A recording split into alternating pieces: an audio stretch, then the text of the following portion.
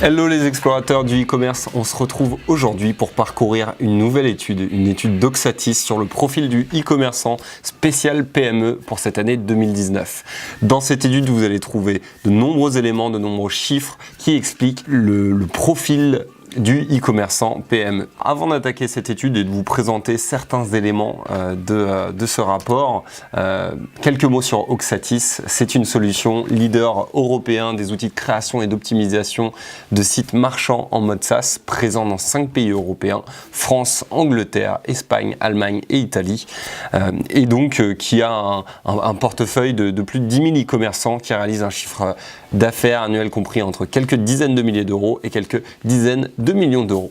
Donc c'est important de l'avoir en tête pour savoir plus d'éléments sur cette étude. Aujourd'hui, donc c'est la 12e année que Oxatis fait cette étude en collaboration également avec la FEVAD, et ils ont réalisé une enquête auprès de 1908 e-commerçants du 27 novembre au 22 décembre 2018. Donc à travers ces études, différentes thématiques ont été couvertes, notamment sur le profil des entreprises, sur les motivations économiques, sur les actions web marketing, sur l'aspect web to store, sur les ventes à l'international et sur cette logique de développement et d'emploi. Donc je vous propose d'explorer ensemble ce rapport. Vous trouverez bien sûr en description le lien pour télécharger le rapport et avoir davantage d'éléments. Le portrait des e-commerçants. Donc on se rend compte que la proportion des sociétés de plus de 5 salariés a fortement évolué. Si vous regardez sur les stats, notamment 25% des PME sont aujourd'hui au-dessus de 5 employés sur cet aspect e-commerce. Donc on voit une certaine forme de maturité où l'amplitude des compétences et des connaissances devient de plus en plus forte, ce qui nécessite de s'équiper de nouvelles ressources et donc de densifier son équipe. Donc en 3 ans, vraiment, la part a doublé de ces PME qui sont donc plus de 5 salariés. Premier élément qui est vraiment important. Également, la forte baisse des entreprises unipersonnelles. Aujourd'hui, créer un site e-commerce demande de nombreuses compétences et il n'est plus aisé de réaliser un business seul et de le maintenir à une certaine croissance. Donc là, il y a une forte évolution. On se rend compte que les PME ont cette croissance, mais les entreprises unipersonnelles font le chemin inverse car ce besoin de se structurer avec plusieurs personnes. Aujourd'hui, 45% des e-commerçants sont implantés dans les petites communes de moins de 20 000 habitants, ce qui veut dire que devenir e-commerçant, c'est pas une activité centralisée. Aujourd'hui, le numérique permet donc d'exercer son activité en province, de développer un business vraiment local et de pouvoir se développer à une échelle nationale, voire internationale. Donc ça, c'est une forte tendance qu'on remarque de nombreuses PME qui tirent leur épingle du jeu sur cet aspect e-commerce. 80% des sites e-commerce sont gérés par des chefs d'entreprise expérimentés. On se rend compte que gérer un business e-commerce demande d'avoir une vision 360, d'avoir une certaine expertise sur un grand nombre de milieux. Et c'est pour ça qu'on retrouve naturellement des chefs expérimentés. Alors, des chefs expérimentés, qu'est-ce que ça veut dire ? C'est des chefs d'entreprise qui ont été donc déterminés entre 35 et 64 ans de moyenne d'âge pour les classifier comme expérimentés. Donc ça, c'est aussi quelque chose d'important de se dire gérer un site e-commerce, c'est pas une activité, une passion, c'est aussi un vrai business structuré avec une logique très entrepreneuriale. Donc si on voit que les structures évoluent, on voit aussi que le niveau de compétences et de connaissances devient de plus en plus élevé pour ce type de business. Autre fait intéressant, les secteurs d'activité. On se rend compte que les principaux secteurs d'activité des PME e-commerçants sont similaires à ceux qu'on retrouve sur Internet les plus populaires. Donc on retrouve en premier lieu maison et jardin, deuxième mode et vêtements, troisième culture et loisirs, quatrième beauté et bien-être, cinquième cuisine et alimentation. Et donc c'est exactement le même top 5 des produits les plus demandés sur Internet. Et là, il n'y a pas de mystère, on retrouve une offre qui concorde vraiment avec les besoins et les demandes des utilisateurs. Donc là, il y a vraiment aussi, je pense, une certaine sensibilité par rapport au marché que les PME ont réussi à développer sur cet aspect e-commerce. Les motivations des e-commerçants. Le chiffre d'affaires reste la motivation principale. Pourquoi? Parce que de nombreuses structures jugent que la marge est plus intéressante sur de la vente en ligne que sur une activité beaucoup plus classique, que ce soit sur de la distribution ou autre. Donc la raison première, c'est augmenter son chiffre d'affaires. La deuxième, c'est accroître sa visibilité, que ce soit pour sa marque, mais aussi pour ses magasins. C'est une logique un petit peu d'investissement et de communication. Et puis troisième élément, d'étendre sa zone de chalandise pour cibler de nouveaux clients. Donc ça, c'est vraiment dans une perspective de croissance aujourd'hui. Pourquoi franchir le pas du e-commerce? C'est pas seulement de créer un business qui est parallèle, mais vraiment d'amorcer une nouvelle croissance et de stimuler aussi son activité traditionnelle. Aujourd'hui, lancer son activité e-commerce est perçu de manière de plus en plus simple par cet écosystème de PME. En 2018, c'est vraiment cet aspect de facilité et d'accès au e-commerce qui est perçu. En termes de freins, on se rend compte que l'aspect de concurrence est moins mis en avant. En 2017, il y avait 32% qui jugeaient ça comme un élément problématique, donc une légère baisse avec 28% maintenant.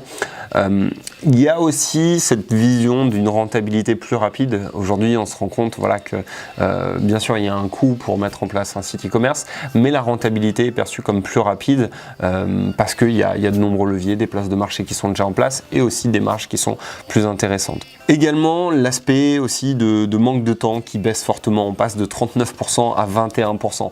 Pourquoi? Parce que le e-commerce est devenu également une priorité pour ces PME. Aujourd'hui, les chefs d'entreprise sont plus aguerris, sont mieux formés et informés et donc se donnent davantage de temps et les moyens également pour développer leur activité en ligne. En 2018, la majorité des sites e-commerce sont rentables. Alors, c'est un chiffre à prendre avec des pincettes. De nombreux acteurs cherchent encore la rentabilité, mais la proportion de sites rentables augmente et les sites déficitaires diminuent. Pourquoi? Parce qu'on voit aussi que le marché s'habitue à ce fonctionnement e-commerce. De plus en plus de consommateurs se tournent vers cette direction-là. Et puis également l'activité e-commerce qui est complémentaire de l'activité magasin physique. Donc on voit de plus en plus de synergies, ce qui stimule cette logique de rentabilité et ce qui fait naître de nouvelles PME rentables. Un nouvel axe cependant qui reste très peu développé, c'est la vente aux professionnels. 2017 et 2018 étaient des années très forte pour cet aspect B2B, mais ça reste un axe de développement pour cette année 2019. Et donc là, seulement 11% des e-commerçants vendent exclusivement aux professionnels. Donc une part qui est encore très faible quand on voit tout le chiffre d'affaires qui est possible sur cette zone-là. C'est encore un axe de progression pour cette année 2019. La vente aux professionnels, c'est aussi un moyen privilégié pour améliorer la qualité des services. C'est-à-dire que on va trouver de nouveaux supports pour accompagner les entreprises et là il y a aussi un axe de différenciation qui est très important sur l'aspect de digitalisation du service client, d'avoir une interface et d'avoir un système de tickets en ligne. C'est aussi des choses qui peuvent faciliter la vente et fidéliser les différents clients. L'aspect de conquête de nouveaux clients, pourquoi? Parce qu'une plus forte disponibilité avec un effet de catalogue pour l'aspect des professionnels. Et puis également réaliser aussi des optimisations budgétaires, ce qui va permettre d'acquérir de nouveaux clients et de certains montants et donc de les accompagner sur leur achat en ligne. On constate également une complémentarité entre le e-commerce et les magasins physiques. Ce n'est pas nouveau, mais c'est une tendance qui est confirmée à travers cette étude.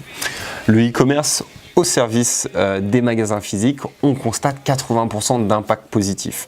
Donc c'est les e-commerçants qui constatent cet impact sur leur magasin physique, que ce soit par rapport à leur référencement, par rapport au développement de leur image. Ça permet d'établir des ponts en termes de communication et donc en termes de flux pour leur magasin physique.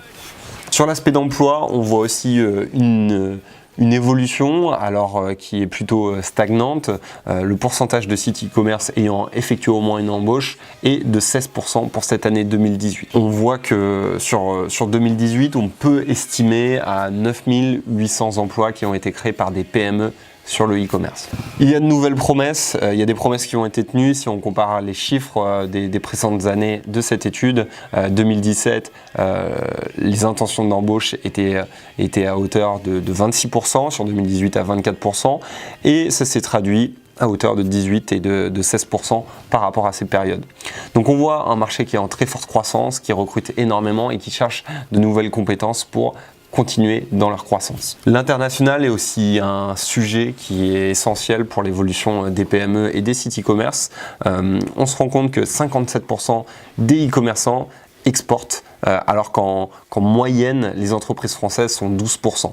Donc on voit une facilité. Pourquoi? Parce que on est en ligne, c'est plus simple de vendre, que ce soit au national, mais aussi à l'international, parce qu'on a déjà des réflexes, on a une structure qui est digitalisée, et donc qui va avoir moins de problématiques à se tourner vers de nouveaux marchés. Donc, e-commerce rime véritablement avec international et offre donc des axes de développement très intéressants. 4 moyens principaux mis en œuvre par les e-commerçants pour vendre à l'international, c'est la traduction d'un site, mise à disposition d'un site traduit, l'aspect de place de marché également, et puis le recrutement de distributeurs via le site. C'est aussi une interface qui permet de se tourner. Donc première étape, c'est d'avoir son site et d'avoir une capacité de vente à l'international, que ce soit sur des sites francophones. Après, c'est aussi de s'orienter davantage vers de nouveaux pays en traduisant son site, et puis après de chercher des relais de croissance qui vont être complémentaires au site e-commerce de la PME. L'aspect e-commerce est aussi essentiel afin de réaliser directement, immédiatement des ventes à l'international. Aujourd'hui, on se rend compte que des marchés comme la Belgique ou la Suisse sont des relais de croissance, permettent d'agrandir cette zone de chalandise, mais aussi que ce soit des pays latins qui permettent aussi d'avoir très peu d'adaptation culturelle et d'ouvrir de nouveaux périmètres.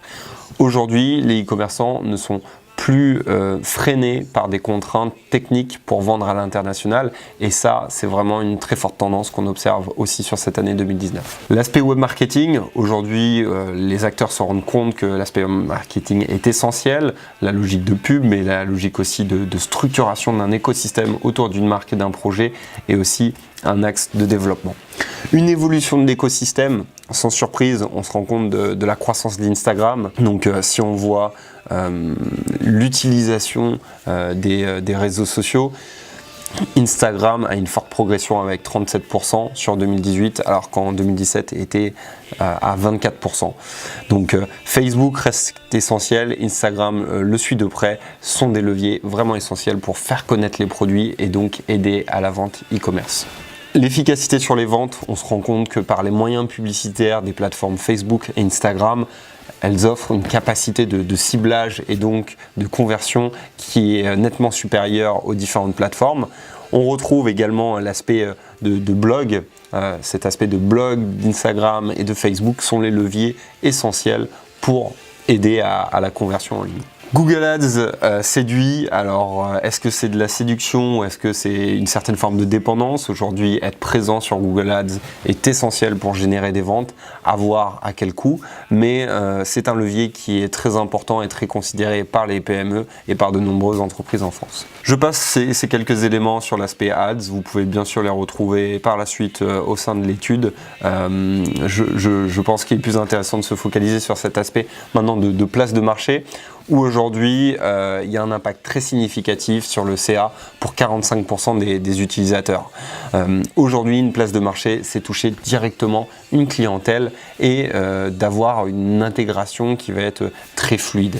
Donc, bien sûr, il y a des solutions qui existent pour cette intégration, mais aujourd'hui, intégrer une place de marché, c'est sauter une étape dans sa croissance et générer directement des ventes. Les e-commerçants adoptent de plus en plus une stratégie de fidélisation aussi. C'est quelque chose que cette étude démontre. Pour 68% des e-commerçants, les clients existants représentent une part importante de leur CA, voire très importante. Donc supérieure à 10% ou à 30% de leur CA. Cela s'explique par le coût d'acquisition qui explose. Acquérir de nouveaux clients, c'est bien, les conserver, c'est encore mieux et c'est donc moins cher.